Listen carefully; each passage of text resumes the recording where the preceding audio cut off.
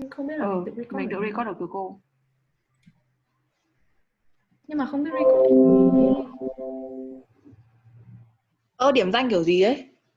Không, tự điểm danh mà. Tự nhiên bạn nào khăm giật cả mình. 17 á? Sao? Bằng tuổi. Cứ nghĩ là K57. Phanh ngáo của Phanh. Ê, các bạn, mình record ở đâu ấy, người nào có biết không? Nhưng mà có đứa record Tôi rồi record mà cho, một đứa record thì nó sẽ gửi cho mọi người hay sao ấy. Hình như là chỉ cần một người record nó sẽ hiện lên cái meeting chat ấy. Đúng rồi, nó sẽ chỉ cần một người record thôi. Dạ không ạ. Không thấy ạ.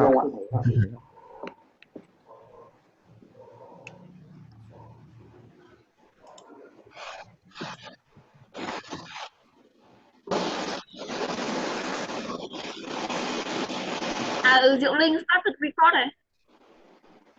Không phải cô mà là Diệu Linh started record. Úi giời. Rác thế. Rác nhở?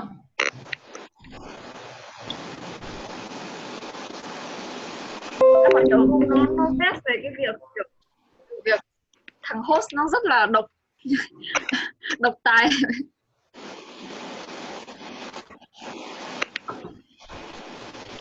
Cái team này khá là bình đẳng á. Có được không? Rồi, em đã. Cô thấy trong danh sách có một bạn người nước ngoài ấy, hàng xe nên bạn ấy có cho ạ?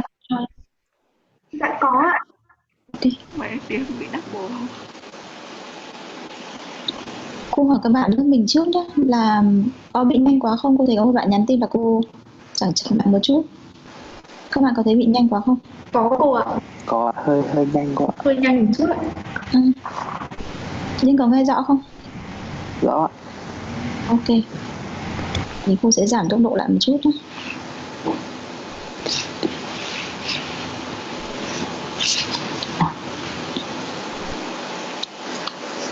Okay, shall we come back to the lectures? Yes. Okay.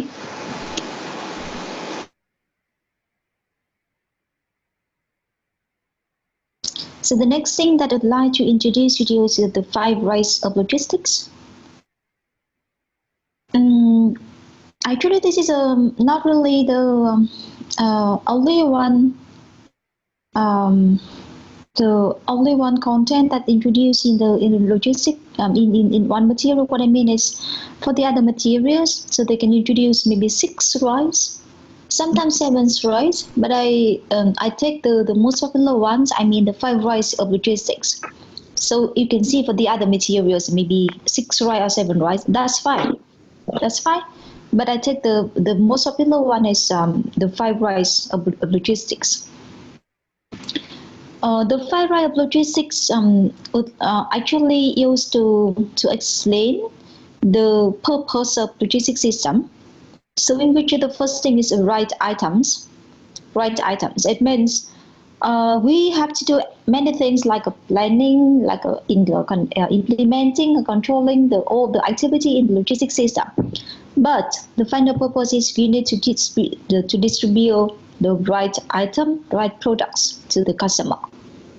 So if we distribute the wrong one, so it means for the whole system, the operation of the whole system can be seen as ineffective.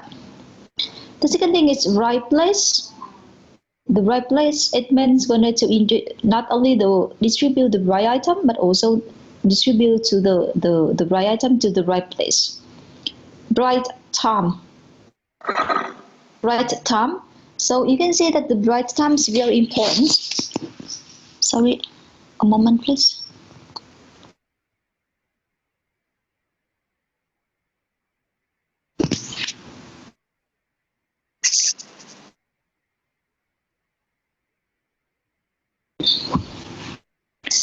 The right place and right time. It means you can see that sometimes we have just maybe we should take back to the sales contract, for example. So when we deliver the goods from the seller to the buyers, so we can see that the right place, it means we need to deliver the goods to the place that both of the two parties has already negotiated in the contracts. For example, if the place of delivery is only at the port of destinations or port of unloading, so it means we need to deliver the goods until that port. But sometimes if the place of delivery is up to the buyer's premise, so it means we need to deliver the goods up to the buyer premise. So that's about the right place. And right time also need to be negotiated very clearly in the contracts. Because if we deliver the goods to the buyer, for example, but you have the late deliveries, so it means you have many consequences later on. So that's why the right time also very important. Offer the cuts to the customers. Also, of course, currently, for example, we are needing some foods, for example, but maybe tomorrow the customer only receive the food tomorrow, so it means it's a kind of the wrong time. Rights conditions, similarly, rights conditions sometimes related to the quality of the products, So it means you need to maintain the quality of product during the logistics for the when the products has been processed through the logistics system. So we need to maintain the right conditions. Right price, that's very important, because if we have unsuitable price, it means the customer don't want to buy your goods already, don't want to buy the goods anymore. So that's why we need to set up a kind of very suitable level of the price that can apply to the customer. And the right customer, of course, we need to know who are my customer, who are our customer. For example, for the supplier, they need to define who are the manufacturers, who are the right manufacturers, who are the right customer for them. Similarly, for the manufacturers of the factories, if they just want to distribute via the distribution center, so they need to define who are the distribution center, who are their distribution center, suitable distribution center. But if they distribute the goods via many trainers, so they need to know who are the final customer, who are the distribution center, and who are the wholesaler, who are the retailer, for example. So they are the most important rights related to logistics. The next thing is about the logistics as value by creating utility. So I think currently you have heard a lot about maybe the value added service or value added something like that. So what is the value added services? So basically the value added service is some kind of the service. So it means after using that kind of service, our goods, our finished goods can be higher in terms of price, for example, because they have already be added many the value of many other services. So in detail, the form utility is the process of creating the goods and service, of putting it in the proper form for the customer to use. So it means we think about the process from the raw materials, the time we buy raw materials, and after using the products, the productions, maybe the production chains. So from the raw materials, so now we have the finished goods. So of course the value of raw materials and the values of finished goods must be different. The next thing is possession utility. Possession utility is the value added to a product or service because the customer is able to take actual possessions.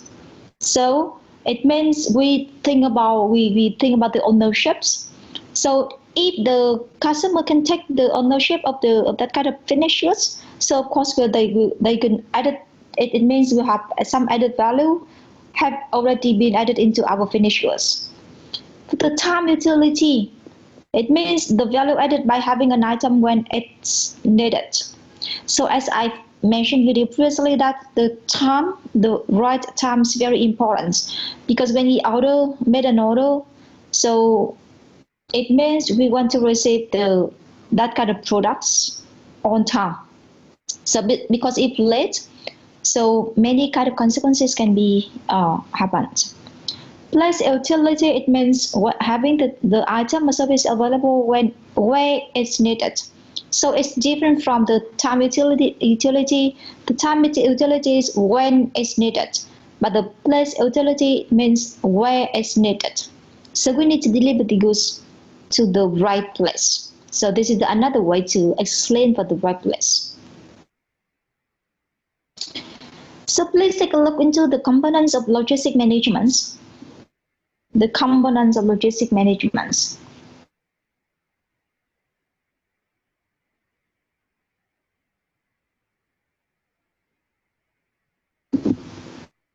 So you can see that we can go from the beginning up to the bottoms, or maybe in the reverse ways. So if we go from the beginning related to the management actions, we will have planning, implementations, and control. So exactly the same as the concept that I explained previously. So on the left hand side, you can see the input into logistics, and on the right hand side, you can see the output of logistics. Related to the input into logistics, we have natural resources like a land, facility, equipment, so on and so forth. We have the human resources, we have the financial resources, and also we have the information resources. So they all can be seen as input into the logistics. And with that such kind of input of the logistics, so via the supplier, with the supplier, or the supplier is the one who can provide you the raw materials, and then we have the in-process inventories. So again, in-process inventory here, you can see that with the meaning that the supplier, they provide raw material to the manufacturers. The manufacturers, before giving the raw material into the productions, so we have the in-process inventories. It means we put the raw material into the inventory system. And then we have the finished goods. We have the finished goods. And of course, for the finished goods, after we have the finished goods, once again, we also need to have the inventory. And then we think about how to distribute the goods to the customer. And this is the final customer. So that's why we can see the output of logistics. First thing is competitive advantages. Competitive advantage. Time and place utility, as we mentioned previously. Efficient to the customer, and proprietary asset. So actually the output logistics can be seen as the output, the expected output and output of any firms or any business.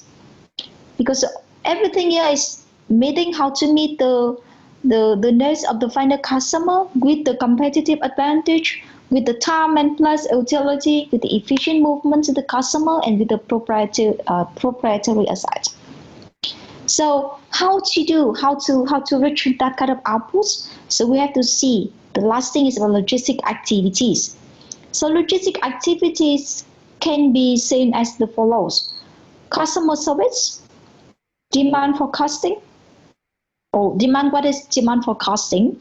So because we don't have much time in class for this course, so we cannot analyze the demand forecasting in very details. But in the next course about the supply chain management, we also have the kind of chapters talking about the demand forecasting. So in which you need to use both of the quantitative and qualitative methods in order to do the demand forecasting, because the demand forecasting is very important for any firms, for any business. So if you have the very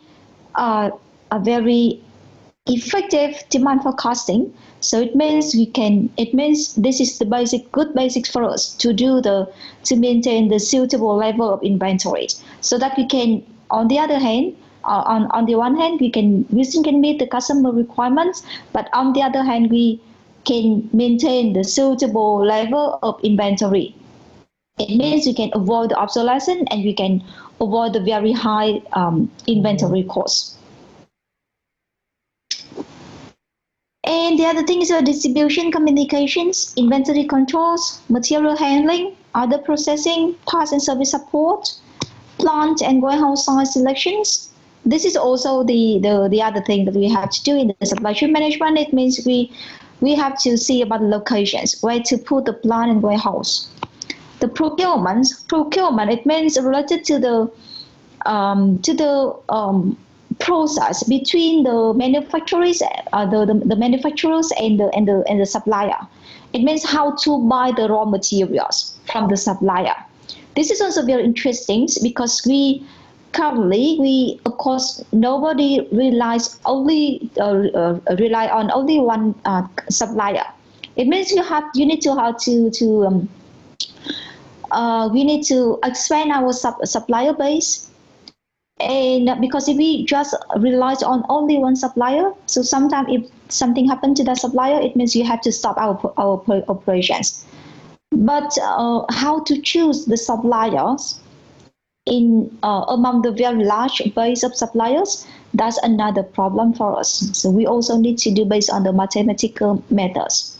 For example, at any factory, at any manufacturers, so we also have a kind of the procurement department. So at the procurement department, so the staff at that department, they have to deal with the problem related to the supplier selection, so on and so forth. So related to procurement, packaging, reverse logistics. Reverse logistics is something that I mentioned with you previously, like I am the final customer. So if something happens to the finished goods, so how can I return the products to the factories, for example? And the other thing related to the sustainability of the factories. So it means we have to think about, for example, how to reuse, recycle, something like that. A moment, please.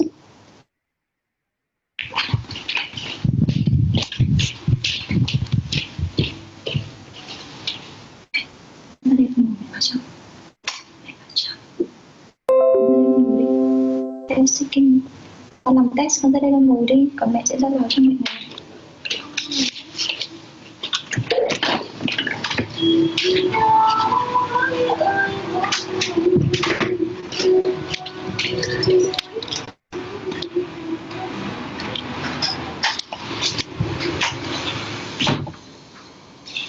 Các bạn có nghe rõ không? Cô thì cô chuyển chỗ một chút, các bạn nghe rõ không?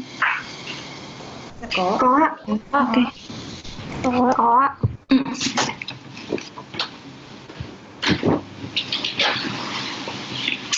So that's the reverse logistics. And next thing is the traffic and transportation. So this is, of course, I explained with you the role of the transportations in order to connect the different parties in the logistics system.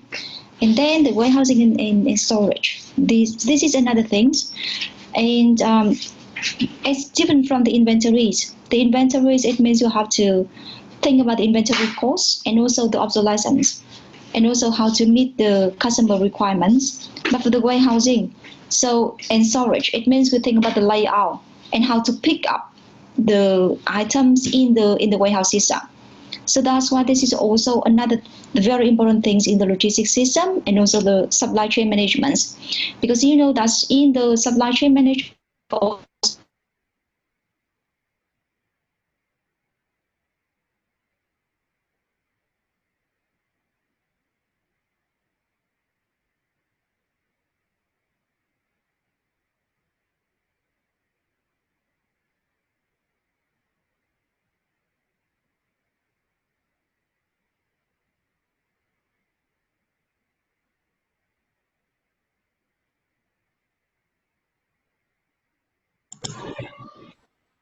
Ê, có ai nghe thấy gì không? Hình như cô bị lag em ạ. Anh có em bị Em chẳng nghe thấy cô nói gì cả. Cả thế giới im lặng rồi, em sợ quá. thấy cô hình như đang bị lag. This is even though we have learned about the supply chain management, but I also want to introduce you to the concept related to the supply chain management, so that you can see the difference between the logistics system and the supply chain management, even though they are very, very near each other. Supply chain management encompasses the planning and management of all activities involved in sourcing and procurement, conversions, and all logistic activities. So this is a one very typical concept regarding the supply chain management. So it means supply chain management, when you mention the supply chain management, so we have to mention about the whole logistic process. We have to mention about the integrations of the different parties in the supply chain management. From the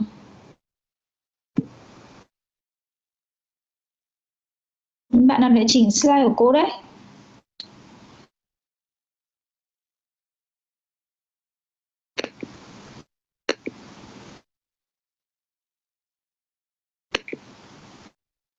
Can you see my slide now? No.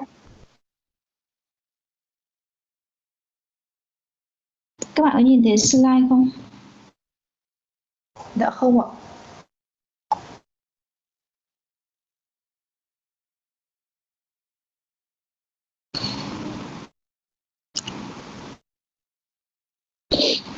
Trong lúc mà cô ấy thì đừng bạn nào take control my slide nhá.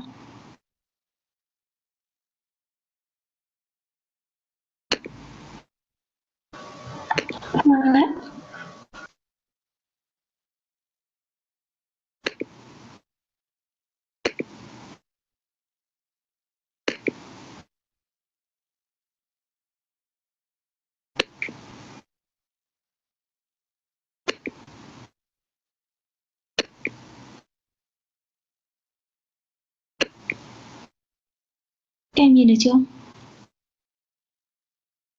Dạ rồi ạ. Hiểu cô ạ. Okay. So you can see that the supply chain management can be seen as a very big concept regarding the different parties, from the supplier up to the manufacturers, and then we have between the manufacturers, of course, between the manufacturers and the supplier, we have different tier, as I mentioned previously, and then we have distribution center, we have wholesaler, retailer, and the final customer, right? So we have to use the logistic activities in order to connect the different parties in the whole supply chains. And also we have to do like a sourcing, procurement, conversions, and it means we have to deal with the integrations problems in the supply chain management. So of course the final purpose is also the how to meet the requirements of the final product of the final customers. But the supply chain management can be seen as the big concept in which we have to logistics only the kind of the process in order to deal with the different activities in the supply chains, in the whole supply chains. So that's why you can see that importantly, we have to emphasize that importantly, it also, the supply chain management also includes the coordination and collaboration with channel partners, which can be supplier, intermediaries, third-party service provider, and customer. In a sense, supply chain management integrates supply and demands management within and across across companies. So that's about the just very general concept, general idea related to the supply chain management. And all the business of the firms, they emphasize that today the real competition is not company against company, but rather supply chains against supply chains. And you can see that when we think about the competitions between the supply chains, so not only the firms, one firm with another firms, and you can see that because the supply chain, it includes many parties from the supplier, maybe the supplier is in the China, and then manufacturers in Vietnam, and then the wholesaler, retailer, and the customer in other countries. So we can see that we have to emphasize about the integration, about the coordinations, about the collaborations between the different parties in the whole supply chains. And we can see the competitions or competitiveness between the supply chain, among the supply chains, not only between the firms or business only. So what about the factors in impacting the development of logistics? So from in the histories until now, so we can see many factors that can impact to the development of logistics, like a military logistic development. So very interesting that actually logistics is the concept that come from that originated from the military sector. So that's why we have I think for the Vietnamese students, so you can maybe you can hear about one of the terms related that very related to logistics. The concept is hậu cần. But in my opinion, that kind of term is not really fully explained, but the concept related to logistics. So that's why when we explain the concept logistics in our law legal system, we also use the exactly name logistics instead of any kind of translations versions in Vietnam, because we don't have any terms in Vietnam that can fully explain the concept of logistics. So similar to the marketing, so we need to export the full term logistics into our goods. The other thing is transportation deregulations. What about the deregulations? The deregulation regulation of the transportation industries in the late 1970s and early 1978 the 1980s, gave organization many more options and increased the competition within and between the transportation modes. So it means with the deregulation in the transportation sector, so the carriers, it means the one who provides the transportation sector services, so they can be more creative, more flexible, and customer oriented. So that's why they can come and they are more comparative in order to be succeeded. So, and with the deregulation in the transportation, so you can see that they can focus on negotiation about the rates and the terms and the services. So which means that in the histories, especially as I remember in the in the 15th centuries, so we have the very fixed regulation to the key areas, in which for most of the transportation contracts, so usually the carrier has to they have to responsible for many responsibility to the goods during the transportation process. So for example, in the maritime transportations, the carriers, they have to responsible for all the loss or damage to the goods during the transportation process. Even though you can see that for the maritime transportation, so usually the carriers has to suffer a lot of the force majeures during the transportation process. But even though they have to responsible for everything, but with the deregulation in the transportation sector, so the carrier, they can focus on negotiation of rates, terms, and services, with their overall attention directed toward getting the best transportation price, so on and so forth. The other factors that also affected to the development of logistics is the competitive pressures. And I think for these factors, you can explain by yourself, because it's very clearly that we are now doing in the globalization situations, and also that's because of the globalization. So that's why the current the COVID-19 becomes more serious. In every countries in the world, we are suffering that kind of situations. But with the globalizations, we cannot have such kind of success related to the economics and also the other things related to the developments of our society. So that's why, because of the competition pressures, so that's why we need to think about how to develop the transport, how to develop the inventory, how to develop the warehouse, so on and so forth. And also with the rising interest rates and increasing energy costs during the 1970s, logistics received more attention as a cost driver, emphasis on cost control. In the 1970s, so if you have read something related to the crisis, the fuel crisis at that time, so you know that because we have to use different kind of transportation modes in order to carry the goods, or in order to carry the products on the raw material from one place to the other places. So that's why if the fuel price increase a lot, it means we have a very high logistic cost.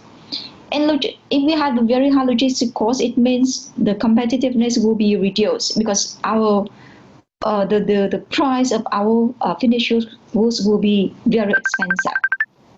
So that's why actually the competitive pressures is also a very important factor that can impact the development of logistics. Or currently, you can see that's reason just as I think just several days ago. So the fuel price has been reduced a lot. So that's also one of the very important things for us in order to reduce the transportation costs. And also logistic costs also be reduced. Of course, we have to analyze very carefully about the reason why the fuel price has been reduced. Because of the crisis in some countries in the Middle East, for example, and because of the COVID-19, because of the crisis related to our our global economy, so on and so forth. But you can see that, of course, under the competitive pressures, so we also need to improve the logistic pictures, the whole picture of logistics. And the other thing is about information technologies. I think this future is also very clear for you to explain why the information technologies is an important factor that can impact the development of logistics. So any opinion from you? Anyone can explain?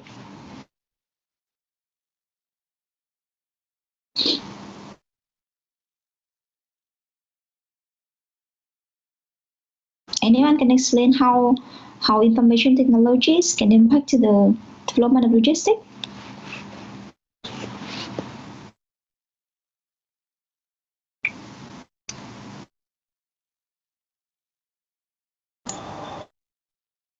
Can I, teacher?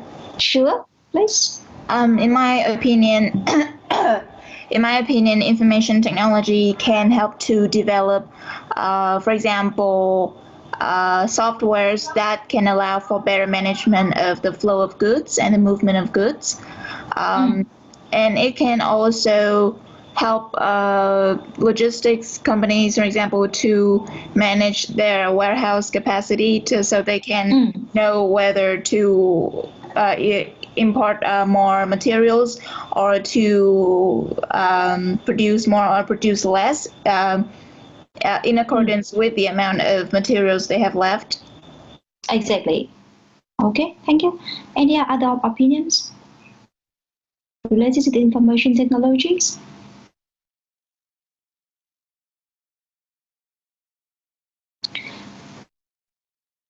Any other opinion from you? So like today, oh sure, please. I think that information technology can also help you to connect to more potential suppliers or customer. As it's not only the existing customer but also the potential one which you hasn't have any transaction before. Exactly.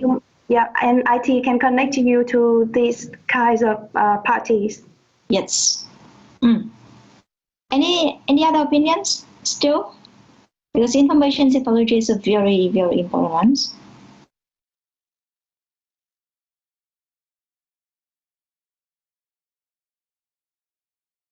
Or can you just explain how to monitor the transactions in terms of activities? How to monitor? Can you just give me an example related to the monitor transactions?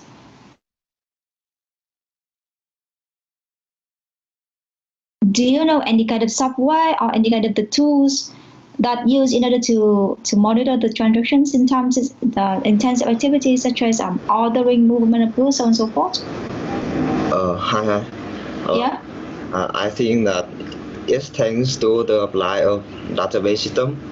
So it can help to confirm the transaction, or it helps to improve the security. That's it do not collapse the transaction, like